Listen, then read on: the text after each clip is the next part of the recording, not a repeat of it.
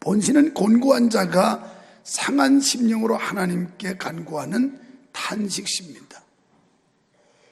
하나님 앞에 자기의 이 고통과 시름, 어려움을 탄원하고 있어요.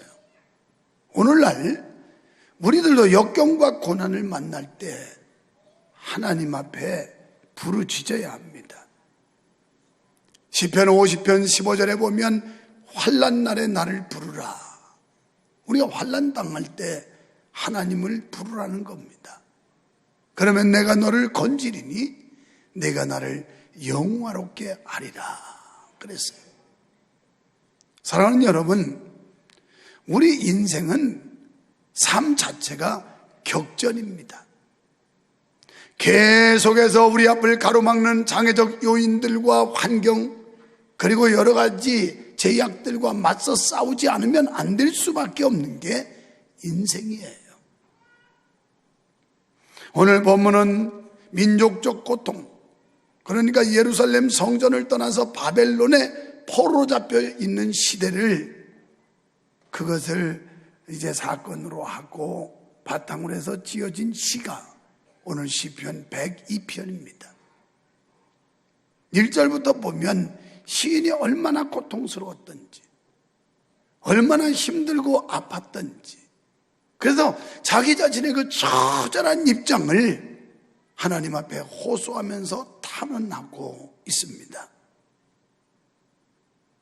삶에는 괴로움이 따르게 됩니다. 그 고통의 무게가 특별히 심한 사람들이 있습니다. 시련을 겪는 사람들, 곤경에 처한 사람들이 바로 이런 사람들이에요. 시인은 이런 고뇌 가운데서 이 고난에서 자유함을 주고 해방시켜 줄 분은 하나님밖에 없다라고 그는 생각하고 하나님께 기도하고 있습니다.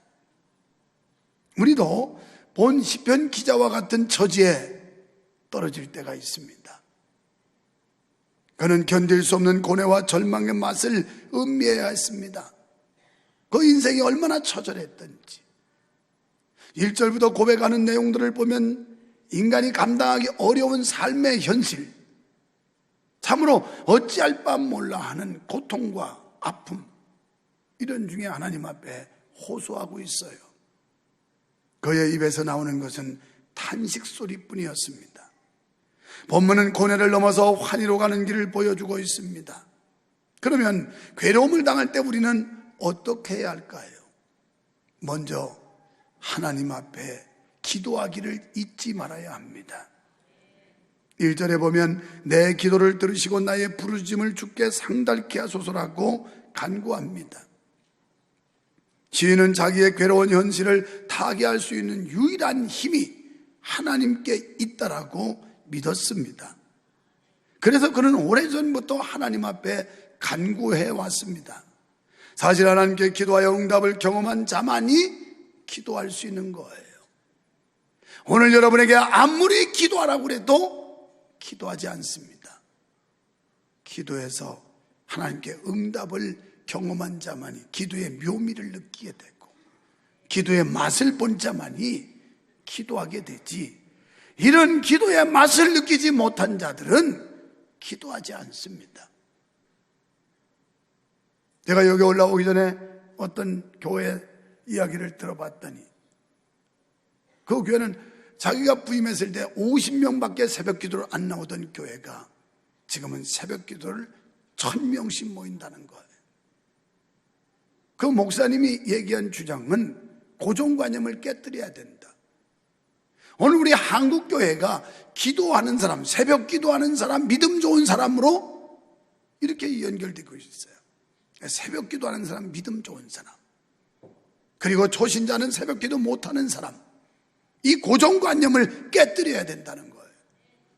누구나 모든 성도가 기도해야 됐는데 믿음 좋은 사람들이나 새벽 기도하는 것이다, 이런 고정관념이 오늘 한국교회를 쇠퇴하게 만든다는 겁니다. 또 목회자들 중에는 요즘 현실적으로 사회적으로 우리 직장 다니는 게 너무 고달프고 성도들이 힘들기 때문에 새벽 기도까지 하는 건 무리다 하는 이 고정관념이 결국은 새벽 기도를 점점 쇠퇴하게 만들었다는 거예요. 그 다음에 이 새벽 기도는 어른들만 하는 거지 아이들은 하는 게 아니다 하는 이 잘못된 편견들, 이게 오늘 한국교회를 불행하게 만들었다는데 난 전적으로 동의합니다. 그러면서 그 목사님은 새벽에도 주일 설교하듯이 열변을 토하고 뜨겁게 인도를 한다는 거예요. 여러분, 우리는 환난을 만날 수 있습니다.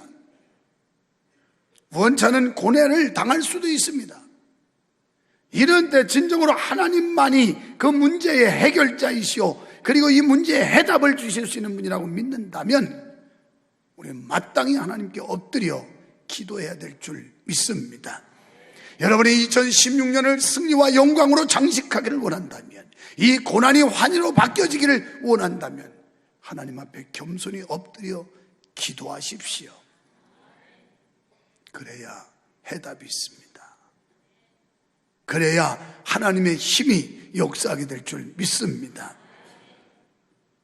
시인은 자기의 괴로운 현실을 타개할 수 있는 유일한 힘이 하나님께 있다고 고백하고 믿습니다. 그래서 그는 하나님께 기도하고 있어요. 사무엘상 9장 16절에 보면 내 백성의 부르짖음이 내게 상달하였으므로, 우리가 부르짖으면 하나님께 상달된다는 거예요. 내가 그들을 돌아보았노라. 하나님이 돌아보시면 해결됩니다. 하나님이 돌아보시면 응답됩니다. 내가 하나님께 부르짖었더니 하나님이 그 기도를 들으시고 돌아보셨다는 거예요. 이런 은혜를 체험하시기를 축원합니다. 그냥 맹맹하고 무덤덤한 신앙에서 이제는 탈피해야 됩니다. 살아계신 하나님을 만나고 하나님께 기도하면 불가능을 가능케 하고 안 되는 걸 되게 하시는 그 하나님의 놀라운 역사를 맛을 보시기를 축원합니다. 이 기도의 묘미를 맛보지 못하는 한 목사도 장로도 권사도 집사도 기도하지 않습니다. 시인은 하나님께 부르짖으면 분명히 응답하신다는 사실을 굳게 믿었다는 걸 2절에서 고백하고 있어요. 내가 기도하면 하나님은 분명히 응답하신다. 이걸 믿고 기도했습니다. 뭘까요? 여러분, 기도는 무턱대고 하는 게 아닙니다. 내가 지금 이 기도하는, 기도를 받으시는 상대 하나님이 어떤 분인가를 알아야 합니다. 전능하신 하나님, 문제 해결자가 되시는 하나님, 그리고 이 문제를 근본적으로 답을 내려주실 하나님이라고 믿어야 되는데, 그 믿음이 없이 하는 기도는 공연불이에요. 횡설수설하는 거고 넋두리 하는 거고, 이런 기도는 역사가 일어나지 않습니다. 하나님이라는 절대자를 믿고 그분께 기도하면 헛되지 않고 반드시 응답이 온다는 걸 믿고 기도할 때 하나님은 그런 자들에게 응답을 내려주시는 겁니다. 23절로 28절의 고백을 보면 자기가 기도드리는 하나님이 어떤 분이신지를 확실히 알고 기도했습니다. 그렇습니다. 우리가 하나님에 대한 확실한 이해가 없이 드리는 기도라면 그 기도는 올바른 기도가 될 수 없습니다. 하나님께 기도하는 자는 과연 그분이 어떤 분이신가를 확실히 알아야 합니다. 그 하나님은 죽은 자도 살릴 수 있는 분이고 없는 걸 있게도 하시는 분이고 우리의 상상과 경험과 과학적 이성과 수학적 계산을 뛰어넘는 이런 하나님이신 줄 믿습니다. 언젠가 기회가 되면 신망의 교회 김양훈 목사님을 초청할 겁니다만은 여러분, 그분이 주님 사랑하고 영혼 사랑하고 헌신했더니 하나님이 이루어놓으신 놀라운 역사들을 들어볼 때 하나님이 하시는 방법, 하나님이 원하시면 하나님이 돈이 없는 게 아니에요.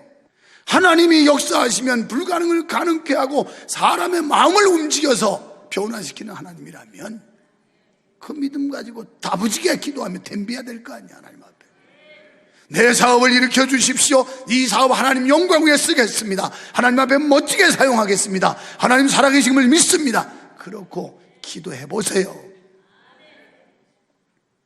우리가 믿는 하나님 살아계신 줄 믿습니다.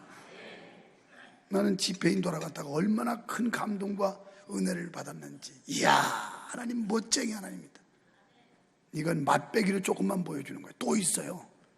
3번의 놀라운 역사들이 있는데 그거 다 하면 그분 나중에 와서 설교하는데도 안 올까 봐 내가 맛배기로 하는 거예요.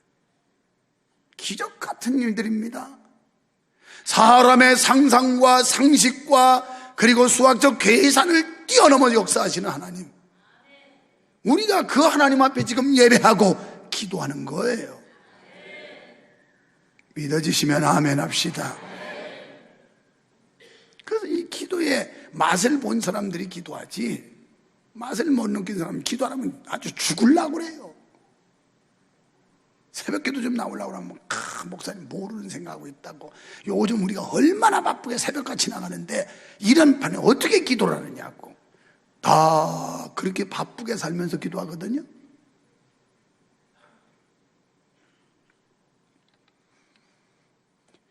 우리가 하나님에 대한 확실한 이해가 없이 드리는 기도라면 그 기도는 올바른 기도가 될 수 없습니다. 호세아 6장 3절에 보니까 그러므로 우리가 여호와를 알자, 힘써 여호와를 알자. 2016년 하나님 여호와를 아는 일에 힘쓰시기를 축원합니다. 그 외에 나오시면 새벽빛같이 일정하니 비와 같이 땅을 적시는 늦은 비와 같이 우리에게 임하시리라. 내가 느끼지 못하지만 하나님의 그 역사가, 하나님의 은혜가 우리에게 임하게 되기를 축원합니다. 여러분, 이 말씀처럼 하나님께서는 믿는 우리들의 기도에 반드시 응답하실 줄로 믿습니다. 때로는 우리는 느끼지 못하는 가운데 기도의 응답이 올 때가 있어요. 두 번째는 긍휼과 자비의 하나님을 믿고 기도해야 됩니다. 시인은 바벨론 포로 생활에 직면했던 수많은 고통을 진술하며 하나님의 긍휼하심에 호소하고 있습니다. 4절로 5절에서 시인은 자기의 처지를 지금 고백하고 있는데 먼저 육체가 쇠잔했다 이렇게 고백해요. 몸이 병들었어요. 불치병이에요. 고통이 옵니다. 신음합니다. 빼빼 말라갑니다. 힘이 잃어갑니다. 요새 말로 말하면 육체가 병에 걸려 파리하게 말라가고 힘이 없어 초라한 모습을 가졌다는 거예요. 그리고 자신의 정신적 고초가 힘이 크다는 사실을 탄식하며 기도하고 있습니다. 걱정, 근심, 우수살이 이런 문제로 마음이 불편하여 우울하다는 거예요. 우울해. 신경과민으로 인해서 지금 우울하다는 겁니다. 그러니까 몸과 마음이 병들어서 헤어날 수 없을 지경으로 이렇게 적절한 자기의 입장을 고백하고 있는 거예요. 그때 그는 이것이 우연이 아니라 뭔가 하나님의 섭리가 있고 혹은 내가 하나님 앞에 잘못한 게 있는지도 모른다 하고 자기를 돌아봐요. 오늘 은혜 있는 사람들은 문제의 원인을 밖에서 찾으려고 하지 않습니다. 또 타인에게 찾으려고 하지 않아요. 자기 내부에서 찾고 자기 자신에게서 어떤 원인, 문제가 있는지를 찾으려고 하죠. 지금 다윗은 국가적인 위기, 국가적인 이 총체적 위기에서 내 죄가, 우리의 죄가 하나님 앞에 이 죄 때문에 이런 결과가 온 게 아니냐 하고 자기를 돌아보고 있어요. 그러면서 하나님의 긍휼을 구하고 있습니다. 불쌍히 여겨달라는 거예요. 하나님이 자비를 베풀어 달라는 거예요. 그는 회개하면 하나님께서 긍휼을 베풀어 주실 것이라는 믿음이 있었습니다. 사랑하는 성도 여러분, 우리가 고뇌 속에서 환희로 나아갈 수 있는 유일한 통로가 하나님께 긍휼을 구하는 것임을 믿으시면 아멘 합시다. 그저 주님 앞에 불쌍히 여겨달라고, 주님 잘못했다고 살려주고 용서해달라고 긍휼을 구하는 것밖에 없는 거예요. 하나님이 계시면 이게 뭐예요? 따져봤자 주먹으로 바위 치기도 안 되는 거예요. 교란으로 바위 때리는 것보다도 안 돼요. 감히 우리가 뭔데요? 우리는 하나님의 피조물로서, 여러분, 하나님이 우리를 다스리고 지배하시는데 주님의 쓰심에 순복하고 따라갈 뿐이지 하나님 앞에 거역하고 도전할 만한 그런 인물이 아니란 말이에요. 그분은 곤고한 자의 기도를 외면하지 않는 분입니다. 긍휼을 구하는 자들을 곤경에서 건져주시는 분이심을 믿으시기 바랍니다. 여러분, 모든 문제에는 반드시 해답이 있어요. 해답 없는 문제가 없습니다. 우리가 그 답을 지금 못 찾고 있어도지 문제 앞에 답이 다 있습니다. 고뇌를 넘어서 환희로 나아가는 길이 있음을 믿으시기를 바랍니다. 하나님께서는 성도를 자녀처럼 여기세요. 그렇다면 우리는 하나님을 아버지처럼 생각하고 이 아버지와 자녀 관계에 소통이 돼야 돼요. 교통이 돼야 되는 거예요. 영적으로 교통이 돼야 되는 겁니다.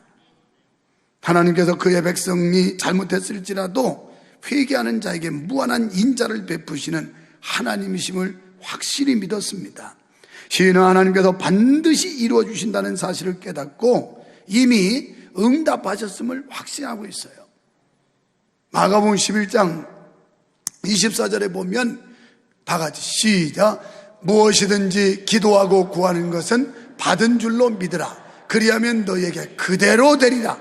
무엇이든지, 건강이든지 물질이든지 명예든지 무엇이든지 주님 앞에 기도하고 구하는 것은 받은 줄 믿어야 된다는 거예요.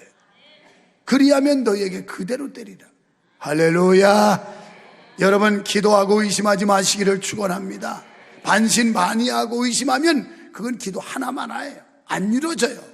확신을 해야 되는 거예요. 여러분과 나 사이에 불신하는데 관계가 좋은 관계가 되겠습니까? 신뢰가 없어지는데, 믿음이 없는데, 여러분, 내가 여러분을 불신하면 여러분 기분 좋겠어요? 여러분이 날 불신하면 기분 좋겠어요? 하나님과 우리 사이에 하나님을 믿어드려야 되는데 하나님을 의심하고 불신하면 하나님의 은혜를 안 줘요. 역사를 안 한단 말이에요. 그래서 시인은 하나님 앞에 믿고 구한 것은 받은 줄로 믿었어요. 이미 하나님이 응답하신 줄 믿었어요.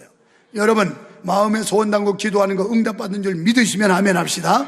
다만 그 응답의 시기는 누가? 우리가 하나님이 조절하시는 것 뿐이에요.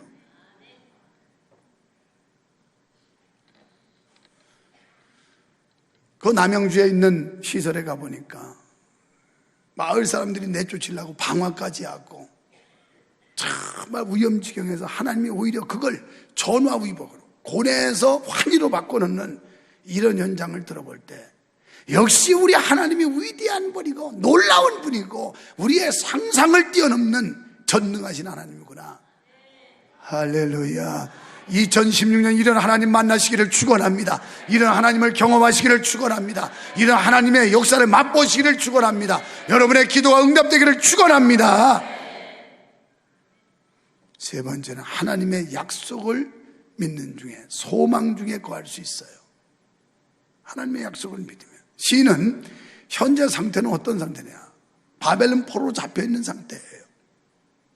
그런데 이런 중에서도 민족이 해방될 것을 믿었습니다. 시인이 이렇게 소망을 가질 수 있었던 건 예레미야 선자 입을 벌려가지고 내 백성이 70년 후에는 다시 고토로 돌아올게 될 것이라고 하는 이 예언의 말씀, 이걸 그냥 믿은 거예요. 하나님의 약속, 하나님의 선포된 이 말씀을 가감없이 믿었더니 이게 현실로 이루어졌단 말이에요. 그렇습니다. 우리가 어떤 어려움에서도 낙심하지 않을 수 있는 건 하나님의 약속을 믿기 때문입니다. 민수기 23장 19절에 보면 하나님은 어떤 분이냐? 인생이 아니라고 그랬어요. 하나님을 우리 인간 입장에서 이해하니까 하나님을 무능하게, 그리고 변덕스러운 하나님으로 보는 거예요. 하나님은 인생이 아니신데 시건치 않는다. 말에 실수가 없어요. 우리들은 유불리에 따라서 실컷 약속해놓고도 자기가 불리하면 다 뒤집어 버리고 거짓말하고 부도내고, 이게 인간들이에요. 그런데 하나님은 그런 분이 아니라는 거예요. 또 후회함도 없으죠. 하나님이 하시는 일은 우리는 해놓고 후회하고 해놓고 후회하고 이럴 때가 얼마나 많습니까? 그런데 하나님은 후회함이 없다. 이 말은 정확하신 분이고 완벽하신 분이고 하나님이 하시는 일은 착오가 없다는 거예요. 착오가 없어. 할렐루야. 착오가 없어. 그가 말씀하신 말 반드시 행하신다는 거예요. 여기에 약속한 이 성경의 내용들, 하나님이 반드시 약속을 지키시는 줄 믿으시면 아멘 합시다. 믿어야 돼요, 이걸. 성경에서 그렇다면 그대로 믿어야 되는데 성경을 못 믿으니까 역사가 안 일어나는 거예요. 여러분, 하나님은 곤고한 자의 소리를 들으시고 자유와 기쁨을 주실 것이기에 우리는 그분의 이름을 높이고 찬송해야 될 줄 믿습니다. 오늘 우리의 예배, 우리의 찬양을 하나님이 받으시는 줄 믿으시면 아멘 합시다. 오늘 19절에 보니까 하나님께서 우리를 하감하고 계시대요. 지금 다 이렇게 내려다보고 계셔. 누가 왔나? 누가 졸고 있나? 누가 집중하고 청종하고 있나? 하나님이 다 내려다보고 계시다는 거예요. 눈을 지으신 여호와가 보시는 걸 믿어지시면 아멘 합시다. 이거 아니면 이 예배는 꽝이에요. 그거 안 믿으면 여러분 헛수고하고 있는 거예요. 눈을 지으신 여호와가 높은 곳에서 우리를 하감하시고 이곳에서 명성께서 드려지는 이 예배를 하나님이 받으시고 감찰하시고 응답하시는 그런 하나님이로 믿어지시기를 축원합니다. 이게 믿어져야 돼요. 믿어져야 돼요.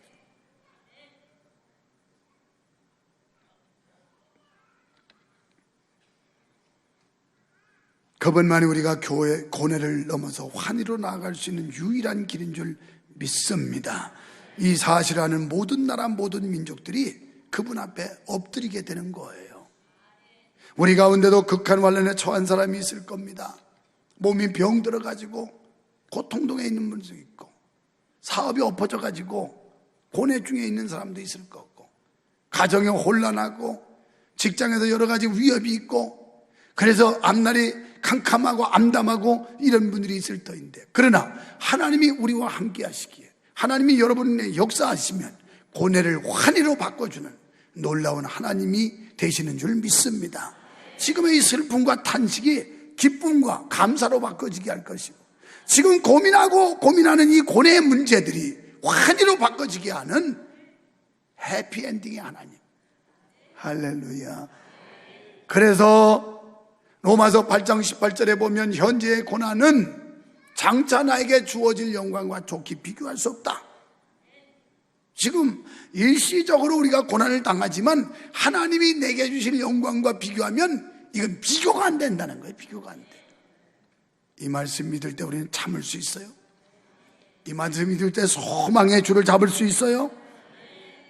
인생의 길에는 여러 가지 장애물이 있어서 이를 극복해야만 목적지를 향해 나아갈 수 있게 되는 겁니다. 여러분 2016년 우리 가는 길에 교회적으로 국가적으로 가정 개인적으로 장애물이 놓여질 겁니다. 이 장애물을 치우면서 장애물 경주하듯이 뛰어넘으면서 장애물을 통과해서 목적지를 향해서 우리는 결승 골인점을 향해서 달려나가야 될 줄 믿습니다. 어려움을 당했을 때 낙담하거나 자포자기하지 마세요. 만물의 창조자의 역사의 주관자 되시는 하나님께 기도하세요. 그리하면 자비와 긍휼이 풍성하신 하나님께서 우리를 깊은 수렁에서 건져내 주실 줄 믿습니다. 고난에서 환희로 바뀐 역사는 성경에 수없이 많습니다만 요셉을 보면 요셉이 잘 나가다가 팔렸고 그러다가 감옥 갔습니다. 정직하게 살다가. 그러나 그 감옥이라는 게 왕 앞에 가서 총리 대신으로 가는 길목이었다는 사실을 보면 우리가 2010년 가는 우리의 인생길에 있어 우리를 가로막는 장애물들이 있지만 도리어 이것 때문에 우리를 전화위복으로 바꾸시는 위대한 역사가 일어날 것을 기대하시기를 축원합니다. 그것뿐 아니에요.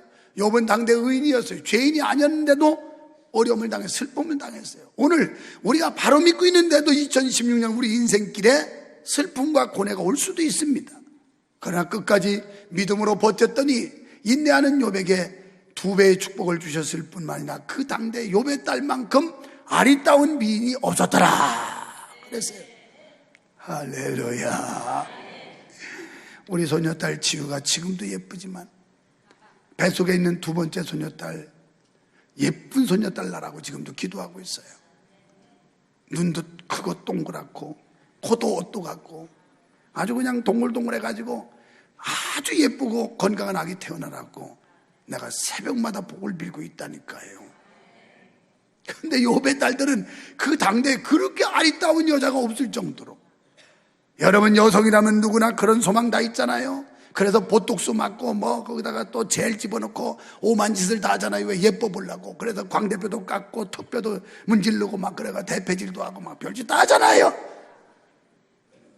그런데 그 당시에 욥의 딸만큼 아름다운 딸이 없었대. 여러분, 이 놀라운 역사, 그러니까 고뇌에서 환희로 바꿔주는 하나님. 다니엘은 믿음 지키고 기도하다가 그만 사자굴에 던져졌지만 오히려 하나님께서 사자의 입을 봉하시고 그를 통하여 여호와의 영광을 만방에 다리오 왕보다 모든 사람들에게 알려주는 이 놀라운 역사, 이게 바로 해피엔딩이에요. 해피엔딩. 이런 은혜 받으시기를 축원합니다. 2016년 여러분의 개인과 가정과 교회와 이 민족에 이런 위대한 역사가 일어날 줄 믿으시면 아멘 합시다. 예레미야 33장 3절에 말씀합니다. 너는 내게 부르짖으라. 그리하면 내가 알지 못하는 크고 비밀한 일을 알리리라. 하나님께서 감춰놓은 놀라운 역사들이 2016년 우리의 삶 속에 현실로 이루어지는 아름다운 영광이 있기를 주님의 이름으로 축원합니다.